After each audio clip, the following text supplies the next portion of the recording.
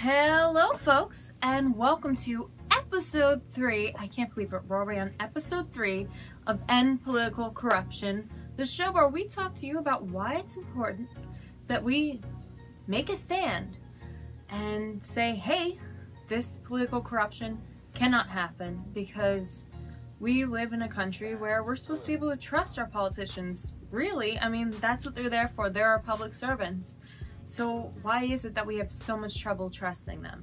And political corruption is the reason. And it's time that we really take a serious stand to it, because without being able to trust our politicians, the system just cannot work the way it's supposed to. So in today's episode, we're actually going to be talking about political corruption and the citizens, and you guys, and me, and all of us, and how this impacts us, and what we can do about it. See, there are a lot of branches of government, and they work in secret, right? And this can be good. Withholding information can be good because it's for our own safety, or at least that's what they tell us. You know, sometimes it really is. Sometimes it is a measure of national security that we cannot know certain things.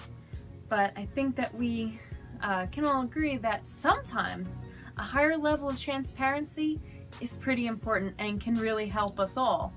Because sometimes that level of secrecy is there not to protect us, but to protect those corrupt politicians. So I think that, not every single document or everything that they say is secret needs to be kept so secret.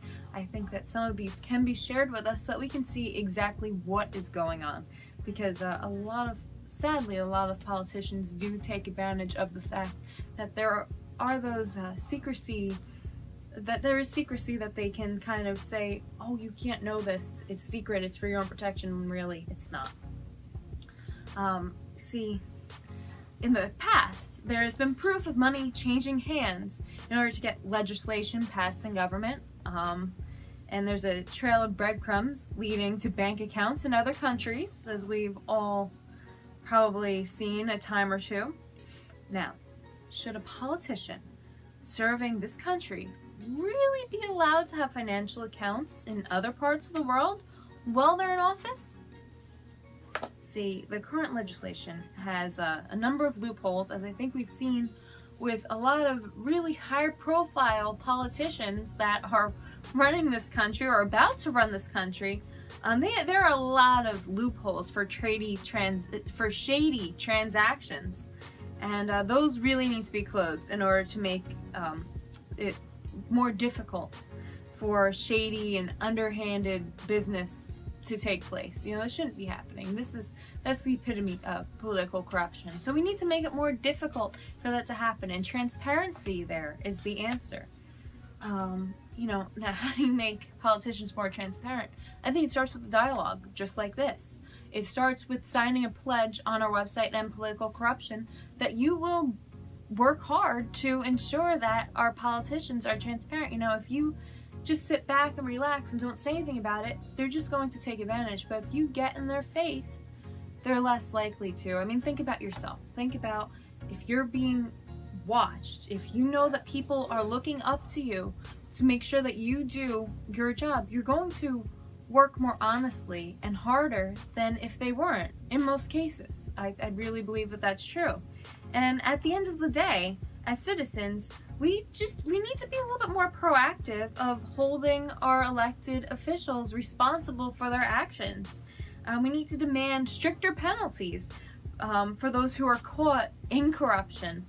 It will help send a message to future politicians that this type of behavior will not be tolerated, as well as the ones that are already involved in politically corrupt acts, that we will not stand for this, that you can't continue doing this, that you are our public servants and you should be acting as such. You know, you should have our best interest in mind, not your own.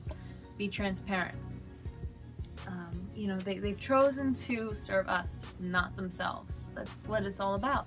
And I think that if we can work hard to make sure that these politicians are more honest about their dealings, don't say that it's for us. Don't say that you're trying to protect us when you're really just protecting your pockets. I think that if we can really get that knowledge out there and provide stricter penalties for those who lie and say it's for our own protection when really they're taking money and protecting themselves. If we can work hard to make sure that that doesn't happen, I think that our country will be in much better shape. So please, we have a new episode every 2 weeks. Subscribe, like us on Facebook, like us on Twitter, follow us on Instagram. We have a lot of fun memes out every day, and just all kinds of conversations. We have a lot of great conversations going on our pages also. So like us, and most importantly, go to our website, sign our pledge, and also, with this is being run solely right now by people who are just really passionate about ending political corruption. So we can use all the support that we can get. Please consider donating on our website and supporting us, endpoliticalcorruption.com, so that we can keep this going, so that we can actually make strides towards ending political corruption. I'm Marissa Schwartz. Thank you for watching End Political Corruption, Episode 3.